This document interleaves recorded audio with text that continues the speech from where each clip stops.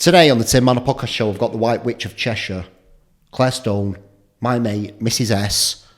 Why are you called the White Witch? Why have you changed it to White Witch? It used to be ancient wisdom, modern woman. But what is like coming up frequently all over in the spiritual world is cultural appropriation. So that is a massive topic in itself, which I only discovered what that meant in 2018 when I started writing my book. And I took out, in the rituals in the book, I took out smudging. So if you don't know what smudging is, it's a Native American spiritual practice. To clear your aura. Right. And I discovered, which I hadn't known previously, that it's disrespectful for people of other cultures, white people, to use those terms. So I decided to take smudging out of my book. It was in every single ritual. Smudge your aura before we get going, know what I mean?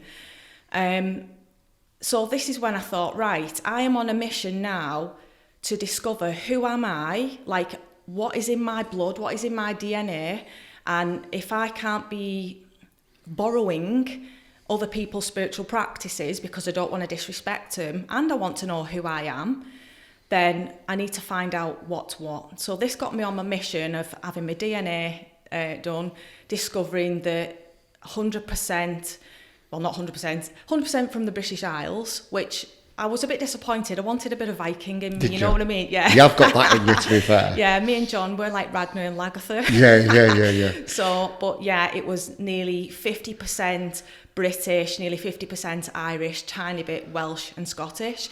So I thought, right, there's a lot of magic, a lot of Celtic magic within the British Isles, which we have only just like touched the tip of the iceberg with. We don't know our own spiritual heritage because it was stripped away from us from the Romans. So all we know is what they documented about us. So I'm on this mission now and I want to reclaim the word witch, because witch is such a powerful word and it's got very negative connotations, and the negative connotations comes from the suppression of women, women's magic. And I am proud to be a woman. I'm proud to be a witch. I identify as a witch.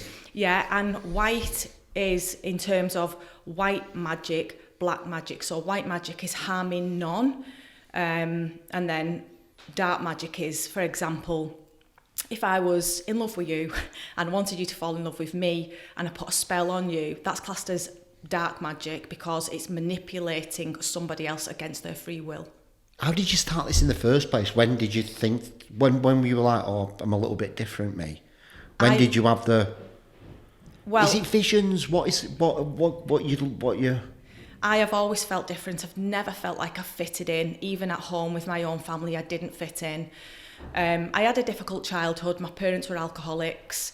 My grandparents raised me. They took me to church every Sunday.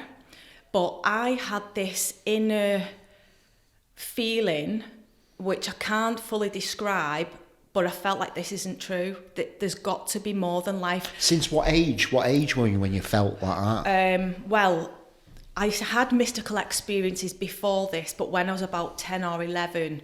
What do you mean mystical experiences? Experiencing astral projection, lucid dreaming, seeing spirits. I always had these abilities. I could see animals, and I always thought my cousins could see them as well. And I'd be running around with like this animal. I had a spirit animal, which is a snake at the time, and it used to chase me like playing. Why a snake? Why?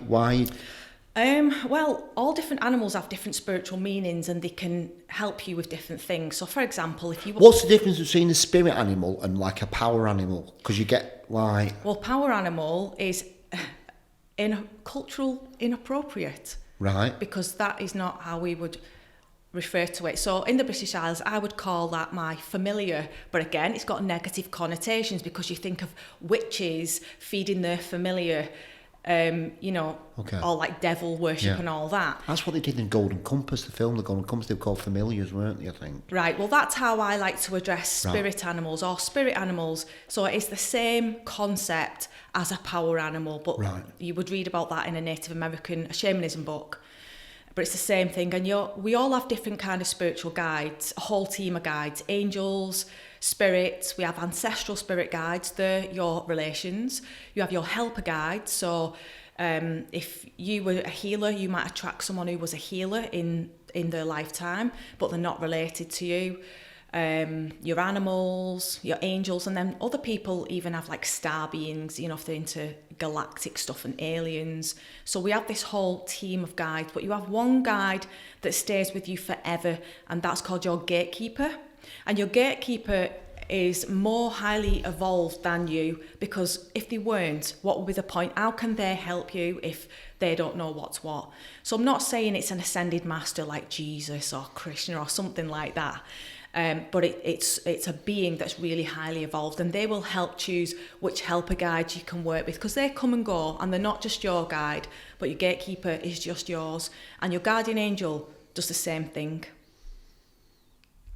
What do I do with that information, Claire? I'm like, what the fuck? Yeah, what was the other question? What was the first question? Well, the one was about the snake, and why, right. why such a young early age did a snake, you know, why were you seeing a snake? Yeah, well, snake represents divine feminine, and that has been a massive part of my work, is reclaiming the feminine wisdom. That's what my book is about. I wanted to call it the divine feminine archangels, but I got overruled by my publisher. It's called the female archangels. In truth, angels are androgynous. They're not female, they're not male. It's to do with energy, the opposite sides of the brain, masculine and feminine brain. But what in my work, I help all people, no matter what gender you are, to tap into the feminine brain, which is creativity, it's intuition, your psychic gifts, helping you to discover who you are, who is your soul, your purpose. So the snakes appear to you at a certain time, and then each different things appear to you as you sort of like moved on through your life. Yeah, your animals change to whatever's going on in life. It can literally change all the time. Yeah. How do you know? How did you find your gatekeeper? Well, this is right a bit weird, but before I met my gatekeeper guide, I knew other angels first, and I can't even talk to me, because I'm like really interested. I'm like, ow. Okay, so my gatekeeper guide is called Helena, and I know her from a past life. We were herbalists in another life. She's not reincarnated. She stayed on the other side. How do you know she's a herbalist from another life? Is she appearing to you at times in meditation? Is she appearing to you when you need it the most? She usually appears when I'm trying to get in touch with her, because a lot of this is people think, oh, well, they will come to you. There's nothing special about me. I don't attract all these angels and spirits. I call them in. I'm a mithering fucker. I want to know everything. So I'm like, hey, you can help me with this, and what's this, and who's that? Because I am so intrigued by spirituality. If we go back to my childhood, which was awful, I have always thought that if I can become spiritually enlightened, then that is the end of my shit life, and I will be in peace. And at such a young age, you were thinking that? Yeah, because I had agoraphobia, anxiety. I was raising my younger sisters. I had to check if my mum was still alive every night. That's how bad it was. It was really traumatic. I had PTSD. I had no one helping me at all. There was no adults involved in our life. It was just me, my mum, the kids. My grandparents had moved on at this point when I'm like 11 or 12. But yeah, so I've always had these mystical experiences. No one else in my family had them. So I felt like the weirdo. Always was like looking for this deeper meaning of life, especially because it was so crap.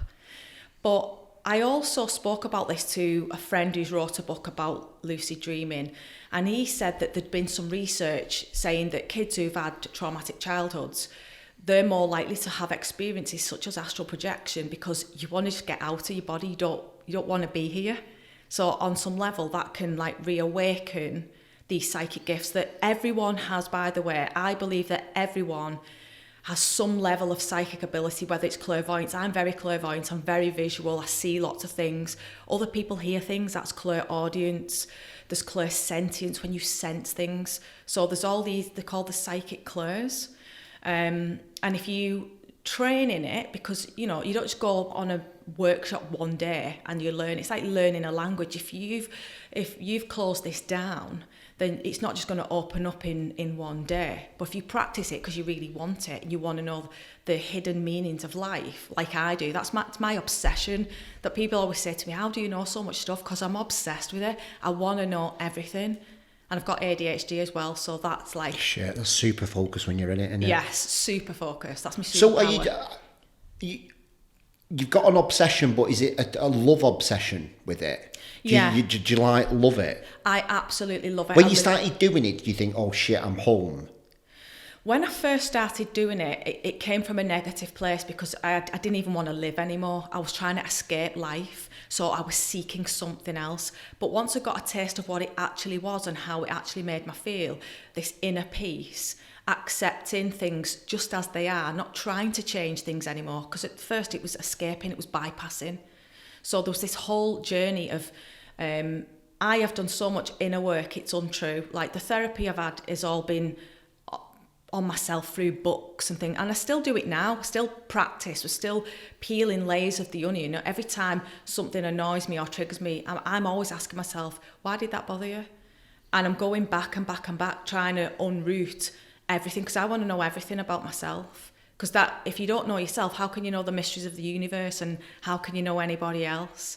So it's the going back to the know thyself. So you didn't want to be here? You didn't want to be on this planet? Oh no. But it was that bad, was it? Yeah, I was having panic attacks all day long, like 12 years old, and I didn't even know what anxiety was. All I knew was a step outside the front door, my legs are shaking, palms are sweaty.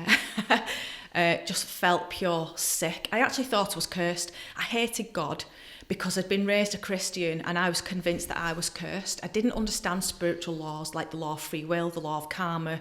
We have all these laws. And I just thought I'd be shouting to God, I hate you. Why have you given me this awful life? I'm cursed. Like, how does a kid deal with that? It's hard enough as an adult, having no food, having no heating, raising kids, cleaning up. You know, central heating's broke, looking through the yellow pages, ringing up plumbers. Oh, we haven't got any money for this. One plumber actually fixed our boiler for free once. I won't name them because they might get done. But yeah, life was hard. And what happened to you from...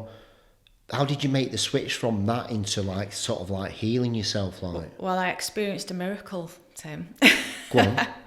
So I have these psychic abilities, and that's the only thing I've got going for me, because like my mates is the only support I have got. There's no one in the physical world helping me as a kid. I raised myself and the twins.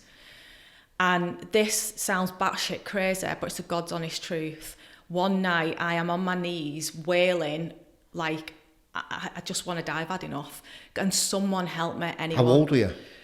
13-ish. Fuck, man. I didn't go to school, by the way. I messed that out because I was a young carer. So I didn't even there was no escape. You weren't going to school, no education? I had primary school education and I started high school, but I had to leave because I had this agoraphobia, and I was a carer for my mum. So, like, I'm saying she's an alcoholic. I mean, she's paralytic in bed 24/7. Yeah, not just like a tipple on a night. This is like full on.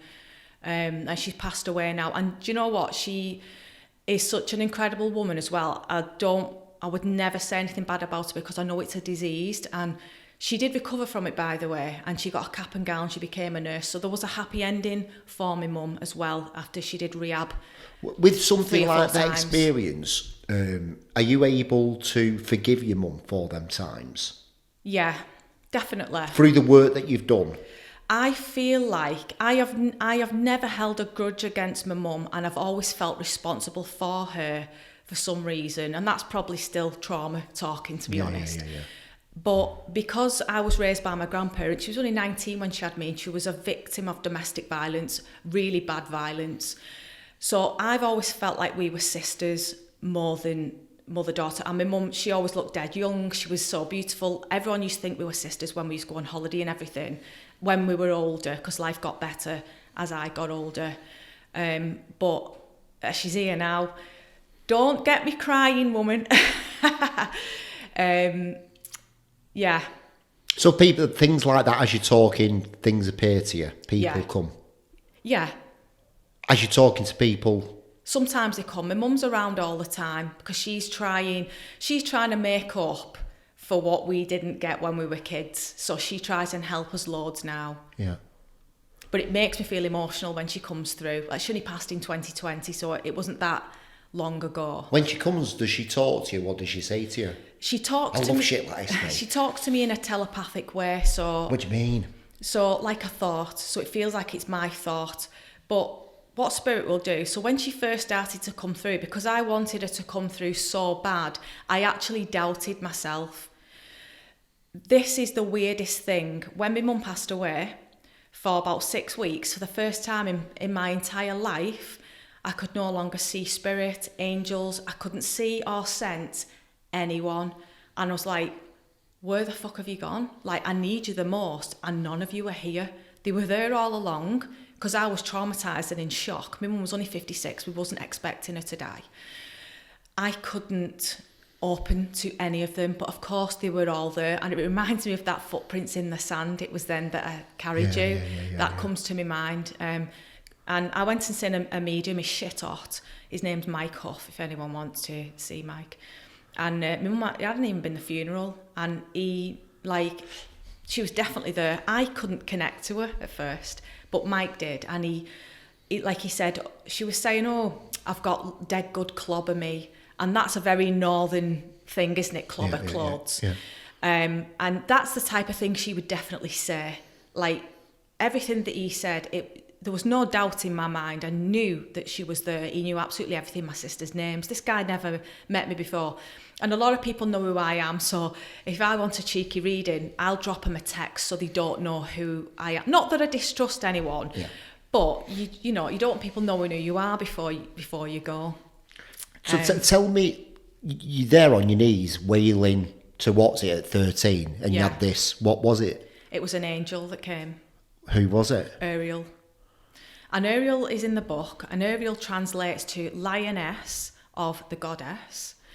Well, it will actually say everywhere online, the lioness of God, but I'm reclaiming the goddess. That is my mission. So I've stuck the masculine named angels, Michael, they're the angels of God. And the feminine named angels are of the goddess. That's something that I wanted to change to bring a bit more balance. And what happened in that moment? So, well, as Ariel came through, so I'm asking, can anyone help me? Because I've given up on God. I wrote a chapter on this in somewhere, and it's called God is in the Bad Books. Because I am done with the version of God that I've been trained to know from Christianity. I am done with this. God is useless. So Ariel comes through, this angel. And I have two ways of seeing things. There's mental mediumship. That's when you see something in your mind's eye. And there's physical mediumship, when you see someone right in front of you like that. I can do both. And Ariel was physically in front of me. Now, angels are just energy. They're just light. But Ariel appeared to me looking like how I expect an angel to look, with wings, flowing hair, because that's how I think angels look, okay? Do you shit yourself? No, because I've seen angels my whole life. But this is when I really started to create a relationship with angels. Because before now, they're just dithering about. They're just there in the background, but not really like... Because I think everyone else can see them, so I'm not too interested in what it is. Like, if you've seen trees your whole life, you're not just going to suddenly say to someone, what are them trees there for? Yeah. If it's always there, you don't really question it when you're a kid. So anyway, Ariel comes through and she gave me some really practical advice, and she told me, tomorrow I want you to go to the bus stop.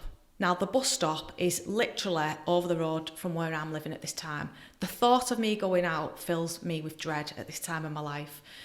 So it does what she says. I've got no idea what she's doing because I don't know that I've got agoraphobia. How long do you take to get to the bus stop? Oh, God. Petrified going to the bus stop. It's a big deal, agoraphobia, isn't it? Oh, it is. It's a fucking big deal. Yeah.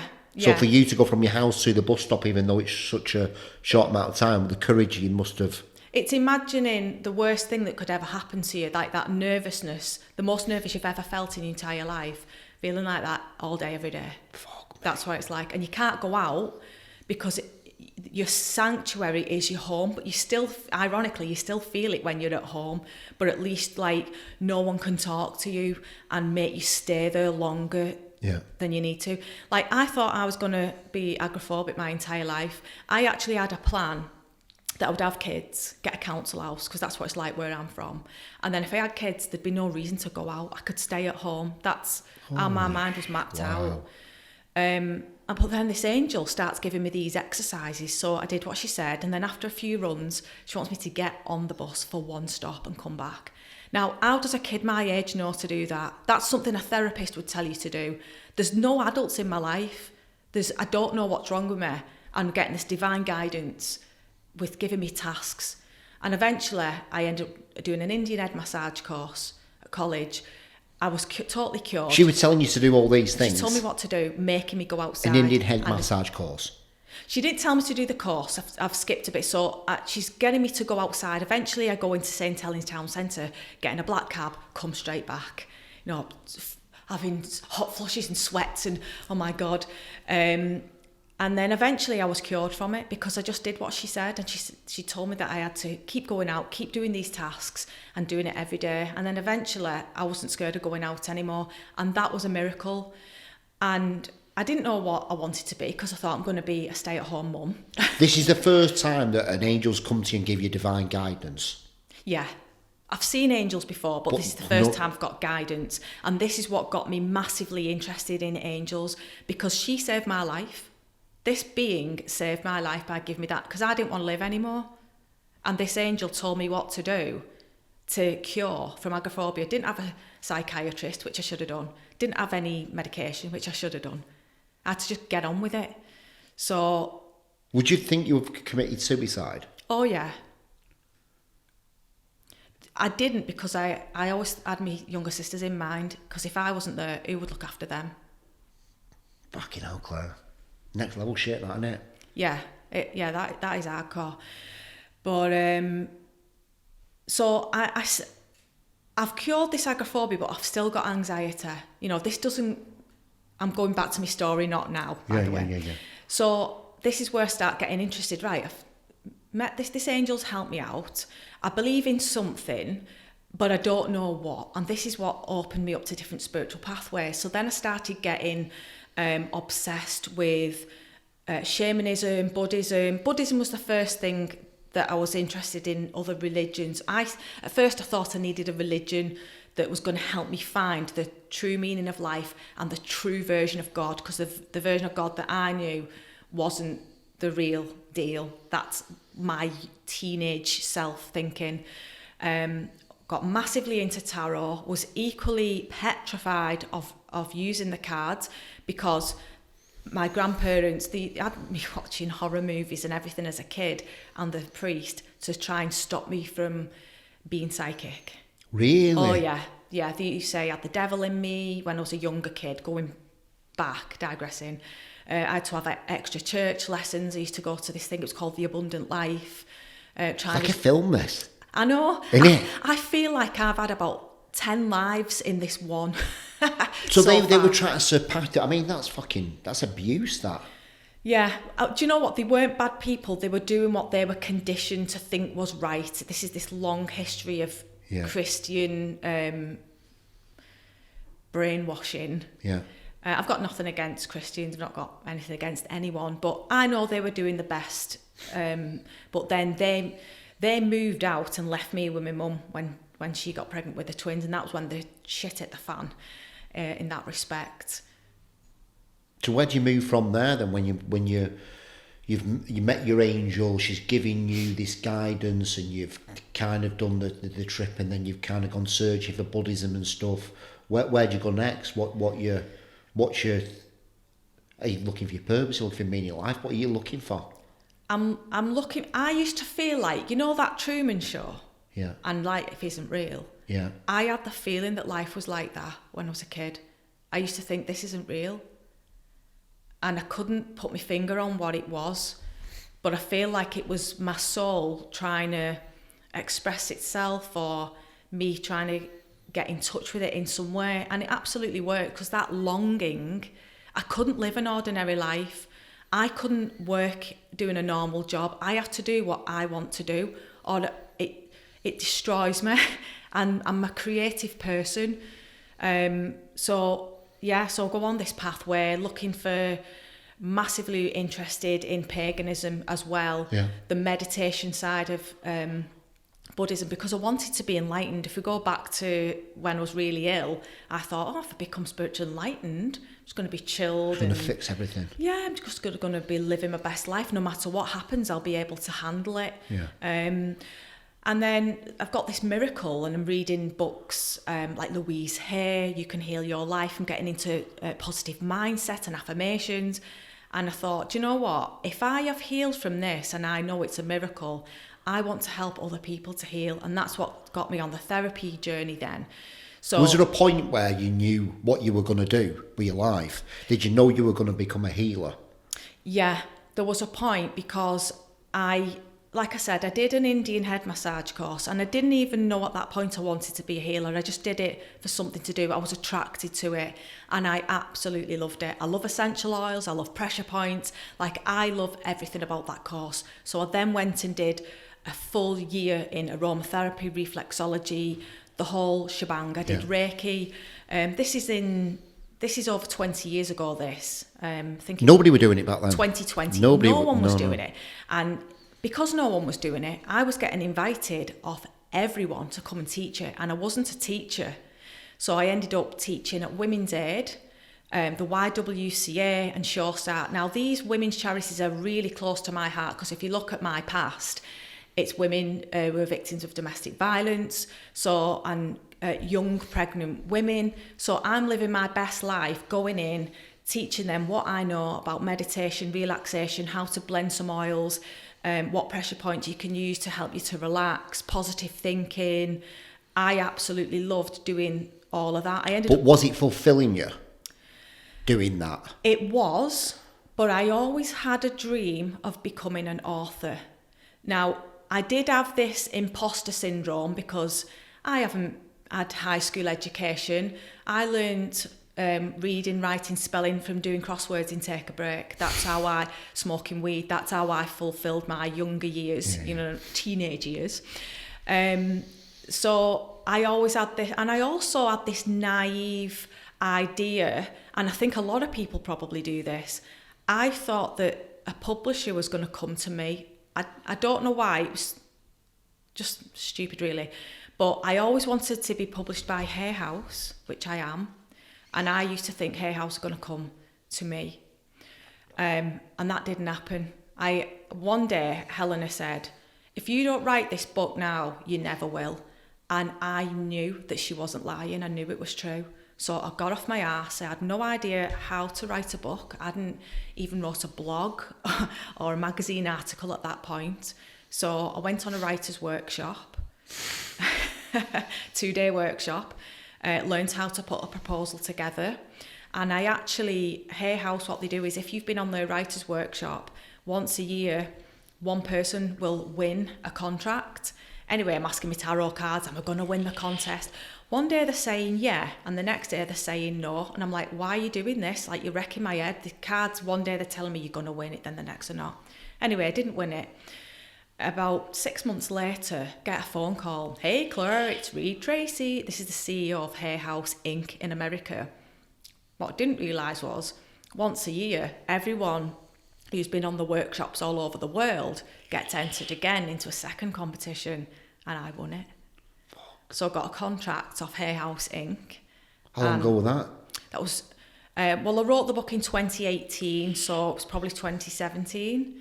And then the female Archangels was born. That's fucking mint, that, isn't it? Yeah. How did you feel at that time? I couldn't believe it. When he rang... Imposter syndrome still kicking in, you're like... When he rang our house, no one's got our landline number. I don't know why I put the number on me proposal of the house, because we all just use mobiles, don't we? And I thought it was John, my husband, taking the piss, saying it was Reed Tracy. I almost said, fuck off, John, you tit. Honest to God. But I had met him once. He'd definitely do that as well. And I thought, oh my God, it really is him. I was on my knees, sobbing. The kids come running over. What's happened? And I couldn't even speak. For the first time in my life, was bloody speechless because I love the sound of my own voice. You probably noticed.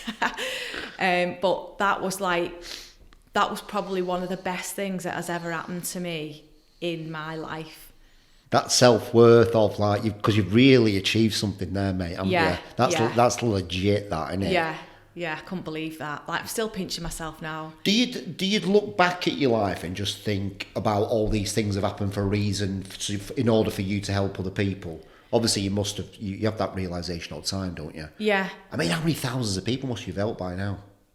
I've no idea. I was a practicing therapist for about 15 years, doing Reiki, psychic readings, massage, plus my workshops and retreats and everything. And then when I won the book deal, I thought something's got to give now, because I'm a mum as well. I can't do everything. Yeah. So I closed my therapy business, which I was gutted at the time, but it was the right thing to do. I had to let that aspect go. But do you know what? One thing that I've not spoke about in this is my spiritual teacher. Because I had a physical spiritual teacher as well. Go on. So I'll tell you the story about this. So when I'm in my later teens and I'm doing my holistic therapy courses and everything, I start going on dodgy shamanism courses and this, that and the other. What do you mean by dodgy shamanism courses? What is that? So, when you just see like a course. Well, back then it would be in the newspapers, in the Loot and things like that, witches' moots. A moot is when witches gather in pubs. I don't even know if they call it that anymore. I don't know, but I was like 17 rocking up to these Wiccan pub gatherings with all these bikers. Shit. Yeah, and I'll be honest, they were really cool and they were fine, but I ended up getting involved with this shaman. She called herself a shaman. But was into some really exorcisms, pictures flying off walls. Like, everyone who was in that group, we all went to learn about shamanism, and we all. Well, she was into some dark shit. People were petrified when they left that course. Like, people just left it before they even finished because it was scary as hell. So that's how I learned. Did you get anything from that? Oh, definitely. Yeah, definitely. Because when you are doing healing treatments on people, they could have spirit attachments. Oh, right, God, yeah. Right. So it kind of set me up. Because you can't be freaked out, can you, when the sort of like negative attachments appear to you? You can't, because especially if you're working with someone else, like, what's that going to do to somebody else? I've had people emailing me absolutely petrified because a healer or a psychic has told them, you've got a spirit attachment. Like, that will absolutely petrify anybody. Yeah. So you've got to know how to handle these things, but that's coming from you being little and dealing with all that bullshit and stuff. It's like, it must be quite hard to phase you. It was really, it was scary because I'd been made to watch movies like Amityville Horror, The Exorcist, when they were trying to drill the psychicness out of me. So I'm thinking, oh shit, like, am I going to end up possessed? Or they'd instilled that fear. There was no fear of the spiritual world when I was a kid. It got instilled into me.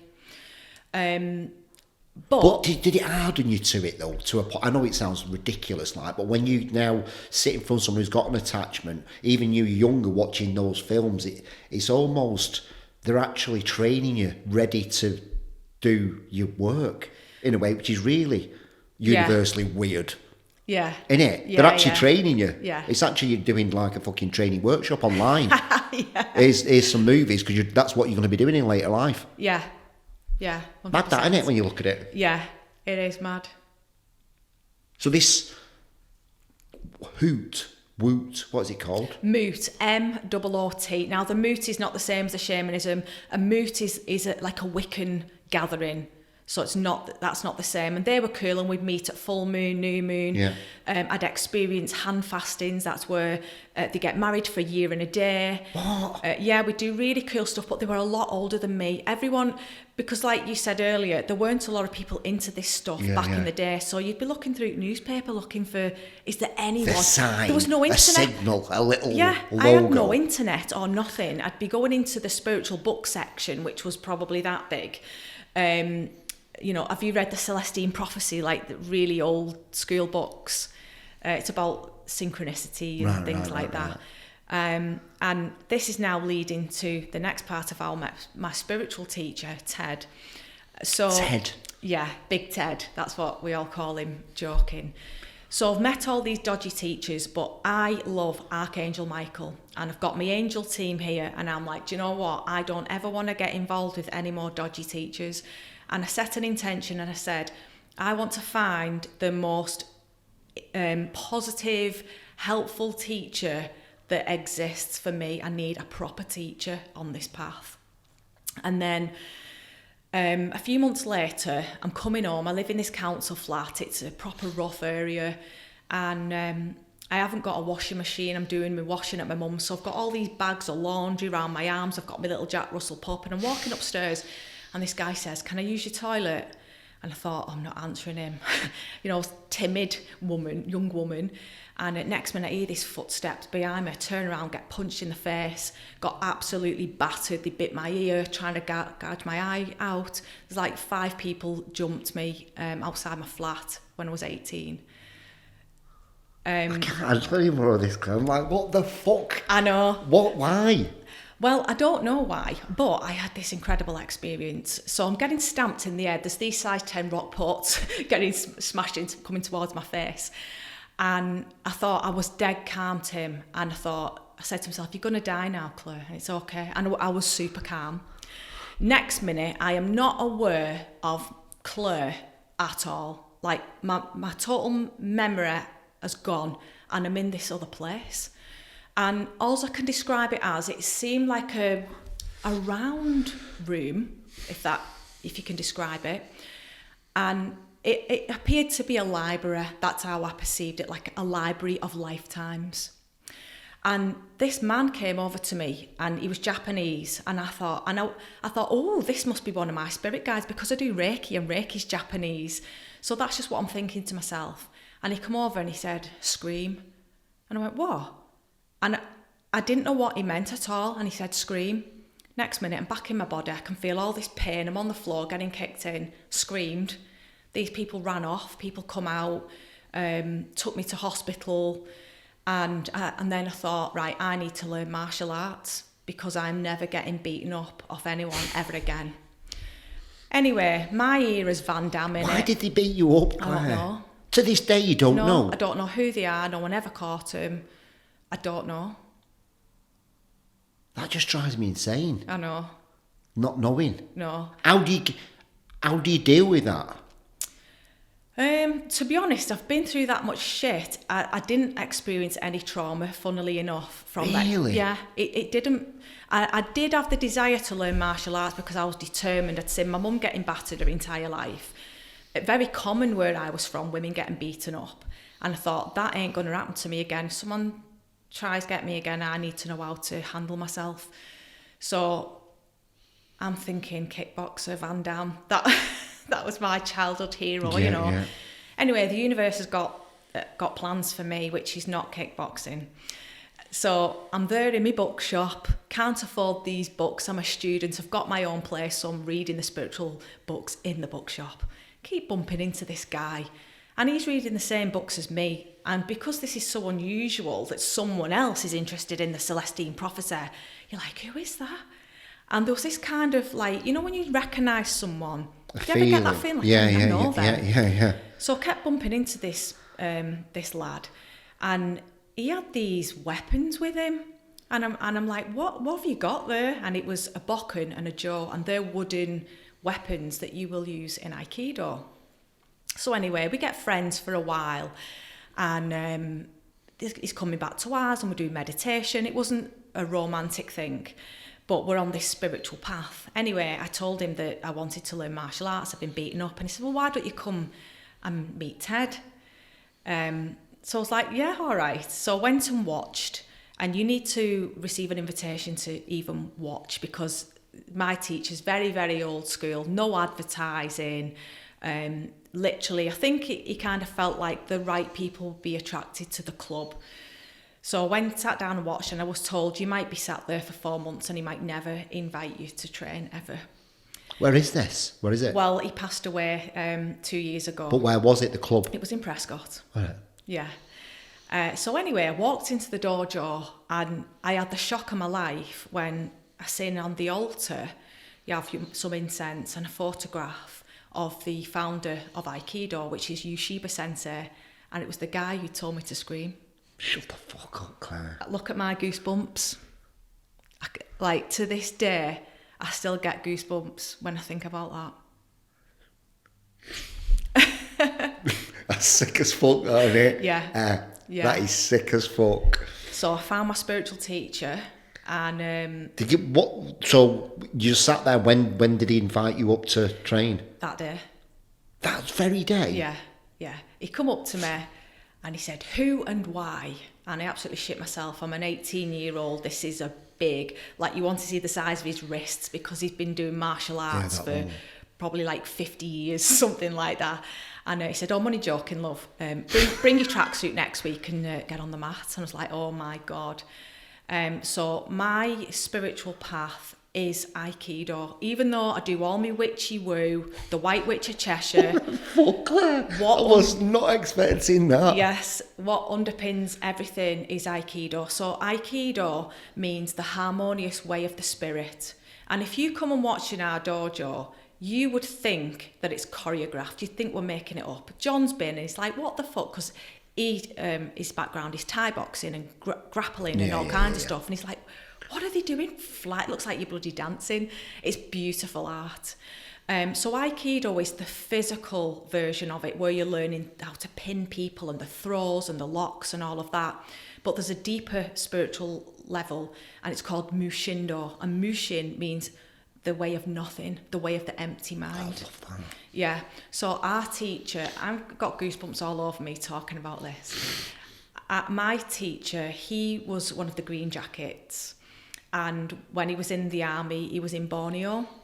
And that's where he met his sensei, who's called Francis Ramasamy, but we call him Sammy. He's passed away as well, because these are all old guys. And he said he used to think he was hard. He was a Scouser. And he said he fell in love with Aikido when he seen this, like, 5-foot fella throwing a big, muscly fella through a bamboo hut without even touching him. So he stayed there for years and trained with Sammy. Sammy actually created the Mushindo art, so that's credited to him. So he was the teacher of my teacher. So my martial art lineage is really short to the founder. It's really close. But our teacher taught us, like, everything about energy, about life, psychology. He was the most incredible person I've ever met in my life. Like, anyone would want to meet him and want to sit with him or have a pint with him. Like, he was the closest, not that, like, I believe in putting people on pedestals, but I put him on a pedestal. He's the closest to what I am looking for. He's the closest thing to, like, he's found what I want. Fuck me, what a story that is. Yeah. I can't believe that scream bit. I know. It's like, I don't even know what to do with that information. It's like, have I blown your mind? Blown my mind. I just wasn't expecting any of it, to be honest. Yeah. It's because, with your branding and everything, you've got to stay on your niche topic, haven't you? No, you haven't. You haven't. I feel you're doing yourself a very big misjustice. I feel that, I'm going to write a post about this, is too many people are niching down on the brand. What you need to do is niche down on your products and your services, not your brand. The Claire Stone brand is so multifaceted. Yeah. There's so many beautiful things that people don't even know about that need to fall in love with. Yeah. And then they get the niche products and services. Too many people are saying niche down. Yeah, products and services cool, but not your brand. Right. Well, I need a session with you. We can just, listen, we can't, we're going to be friends forever, you know that. We can talk about it another time. I'm just I love it, mate. I love it. I just try to, 18-year-old, and you've been doing Aikido since then? 22 years. I did Wow. Aikido till my sensei passed away. And then no one has took over our dojo. No one can fill his boots. No one wants to step up. And he's got students who trained with him for over 40 years. I was the youngest. Fuck. Yeah, these are like, I've got second dan in Aikido and first dan in Mushindo. It takes like 10 years to get one black belt in our club. because it's not just about being able to physically apply the technique. It's how you're living your life in a harmonious way, and if you can get through challenges. So when I got through a personal challenge, I got graded, and it wasn't because of something I'd done on the mat. It was because of something that I'd got through in my life. I love that. Yeah, but saying that, yesterday, me and my daughter we actually had a private Muay Thai lesson yesterday. It's the first martial arts I've done with somebody else since, but the person who taught us was one of my teacher's students and one of his best friends. So I want my kids to know self-defense. So we got him up, we had a fantastic day, and he showed us some moves. So did you apply any of that within when you're helping people, you're doing these workshops and you're doing that? How does it sort of like transfer with doing the readings and stuff like that? I think it's how I conduct myself to make sure people are safe. So the way I deliver information to people. So if I see something bad in someone's cards, for example, I will only deliver that information if we can change the future. There's no point in me telling you in 6 months this is going to happen, and then you going out and having 6 months of worry. I don't believe in that. That's not harmonious, is it? But if there was something you could do to change it. So let's make up a scenario. Imagine that you were married, and I could say that after 20 years of being married, you were going to get divorced in 6 months because your wife was going to run off with someone else. If I got the message, right, if he puts some effort in now, they can fix that relationship and she won't stray and that marriage can be salvaged, then I'd tell you. Does that make sense? Makes perfect sense. Because then there's a solution. If I've not got a solution, then I ain't telling you something bad that's going to happen, because I don't believe in that. I want people to focus on the good. You give someone a reading and it's amazing. You tell them one tiny bad thing. That's the only thing they'll take away. Yeah, that's all they'll think about. I don't see the point in it. I'm trying to create more love and more peace in people's lives. So, and the way I do things, because my teacher knew an awful lot about psychology. And obviously we have learned lots of things by being a student. Yeah. So definitely that's the way I'll handle things, and energy as well. So my psychic protection, the way I work, physically work, is different to how things that I've learnt in books. The services that you offer are tarot card. Tell me the services that you offer, so the people know as well. Yeah, so I do psychic tarot readings, which is not mediumship. So I'm not chatting to your past loved ones. I'm finding, because what I like to read about, I don't like them readings where it's, does this person fancy me, or like they don't do anything for me. I want to talk to people who want to change their lives in a big way. I want to find big solutions so that you're living your best life. So that's why I read in a way that I like reading. Someone who wants a mediumship reading, they either want to connect with a loved one, and there's definitely a place for that, and they just want to know different things basically. But if you're having a tarot reading, to me, the tarot, your superconscious mind is choosing the cards. Let's do it. Let's do one. Let's do one together. I feel like now's the time to do it. I don't know why. Go on. Let's do one. Okay, so we've got the cards. And I'm going to shuffle them, but you're going to choose. So we're just going to give you one message. Is that what we're doing? Because a reading lasts an hour. Yeah, no, just give me one message. Okay. I feel like there's a question that I want to ask, I think. There's a question that you want to ask? Yeah, well, I think so. I feel like it's the business about to have financial abundance. You're asking, is it? Is it? All right. Well, what we'll do is, I feel like there's a shift happening in the business. Okay. Now, for that question, I would ask yes or no. The cards will tell me yes or no. Okay. Now, then if they say no, well, I'm going to ask, well, why and how can we make that happen? Okay. So can you see how I have a different style? Yeah. Like my own style of reading? Yeah. So you're asking the right questions, aren't you? Yes, that's what it's all about, asking the questions, being a mitherer. A mitherer. So you're asking, are you about to unlock financial abundance in work? Love that question. Tell me when to stop. Stop. Ooh, there's an offer. So we've got the Knight of Cups, and this card is the Holy Grail. So this is telling me that your business, like mine is, this is your destiny. This is you're looking for your own holy grail. And if you keep doing things the way you love doing it, you don't abide by other people's rules. You do it your way. You're breaking all the rules. Yep. And so you are the Knight of Cups. You're your own knight in shining armour. And following your own heart, you're going to get to where you need to be. And thus the abundance comes. If you Google the Knight of Cups, it might say you're going to receive an offer. So there could be some news or information coming forth that's going to help you to take this abundance to the next level. But ultimately, I am drawing upon that you are following your path. You're on the right path and you've got to stay true to that. This is your holy grail. Your business is your holy grail. It's your destiny. Done. Perfect. What else do you do? So I have a lot of events. Yeah. I have a monthly event which is women's only. It's called A Sisterhood Awakening, and it's for any women who are on any spiritual path who want to come and meditate, drink herbal tea, learn something new. It's different every month. I come up with different things. Sometimes I sit there and they'll tell me what we're doing tonight. Sometimes there's no plan. We just go with the flow. It's women only because if you look at my past, I feel like there needs to be safe space for women. Yeah, great. But I also have mixed events. I know you've been asking, I want to come to one of your retreats. Listen, I'm mithering you, like you mither other people. Yes. So that's the call. It's just, I've got like quite a lot of masculine in me, and I'd like to get that feminine side that you're talking about.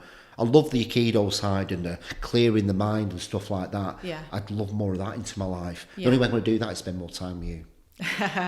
Well, you're welcome anytime. Yeah. I have some like courses that I run a couple of times a year. I've got an online membership. It's called the Angel Mystery School. And this is all at your own retreat.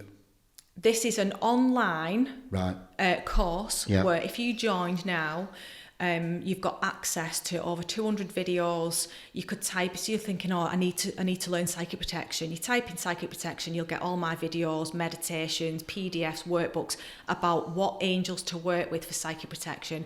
It is heavily angel themed, hence the Angel Mystery School.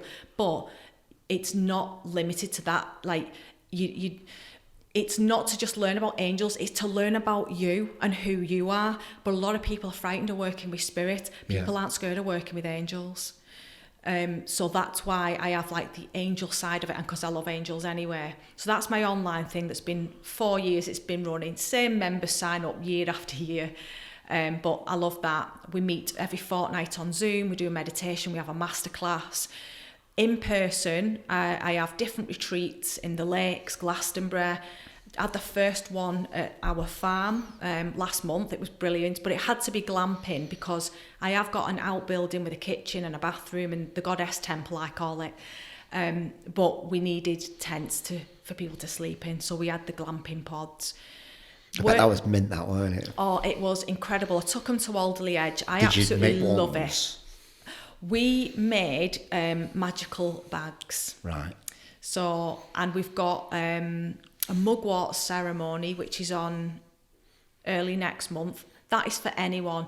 If it says a sisterhood, it's women only. If it doesn't say that, it's open invite to anybody. So the mugwort one, I didn't tell you I'm a master herbalist as well. I used to call myself the spiritual slut because I'm into everything. Bit of Buddha, bit of Jesus, herbalism, like you mention it. But this is what I'm saying about your brand. You need to bring all that together and put it on. Dude. I know. So I've had a dabble in nearly everything. Yeah. So the mugwort is, I teach people I teach them about lucid dreaming, because lucid dreaming is something that I frequently do.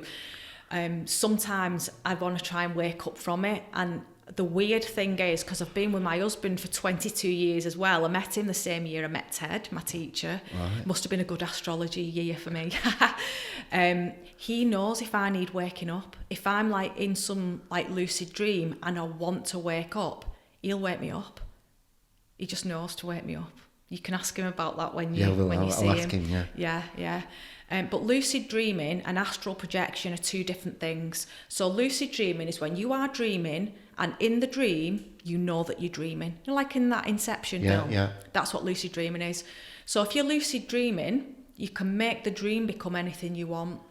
So I have a trigger or an anchor which people set up on purpose, but I just did it by accident. I've never tried to do it. It happens spontaneously from being a kid.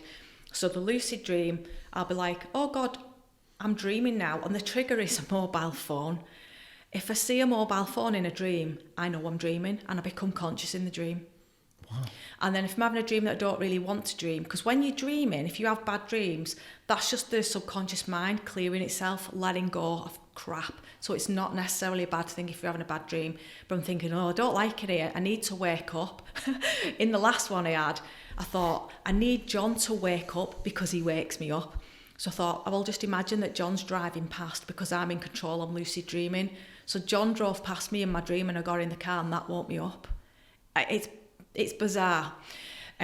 So lucid dreaming, mugwort, the herb, you can drink it, you can smoke it, you can take the tincture. That can enhance lucid dreaming, people who want to be awake in the dream, because like you can go in other dimensions and do really cool stuff. So in my mugwort ceremony, we do 3 rounds of mugwort and I will drum.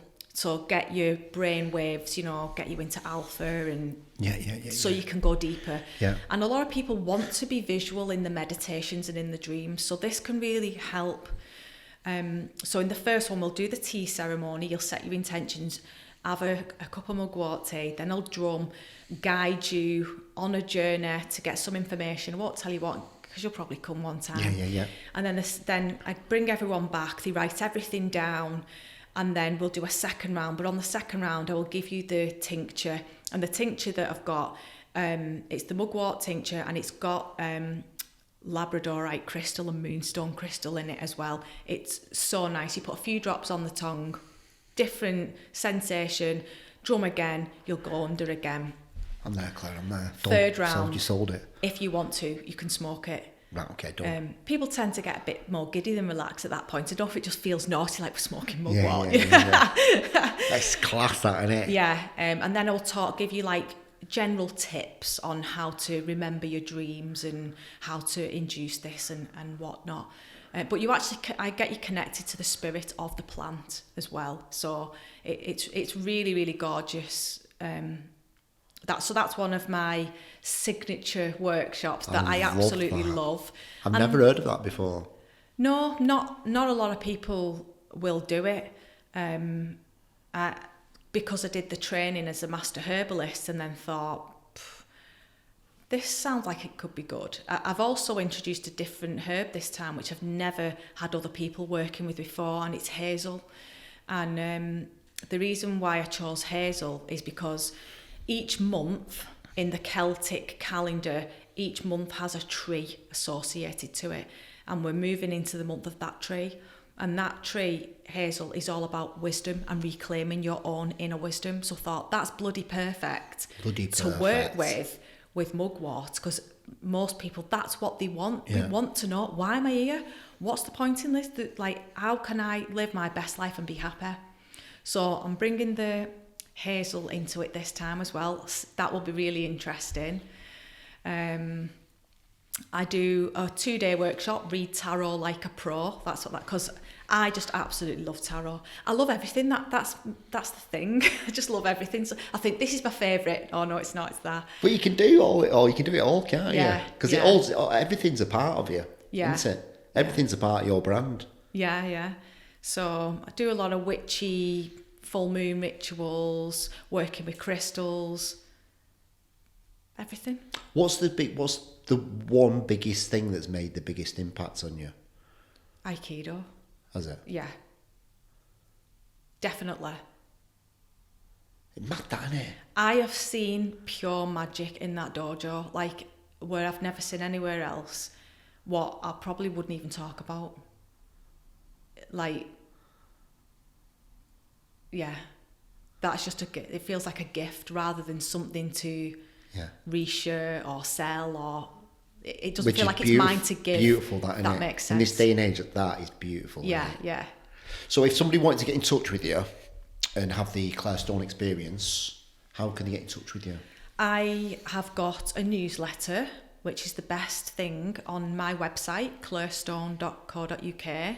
And then every month you will get an email with what's going on with the moon, what I suggest you can do with this, what's going on, what herbs to use and all the witchy stuff. And then you also know where I'm speaking, what events I'm going to be at, and what events I have got on as well. But I've got Instagram and Facebook as well. Clairstone on Facebook, Clairstone UK on Instagram. Blessed to call you friend, mate. We're in it for life, aren't we? Yes. Thank you so much, Claire. Thank you, everybody, for listening, and goodbye.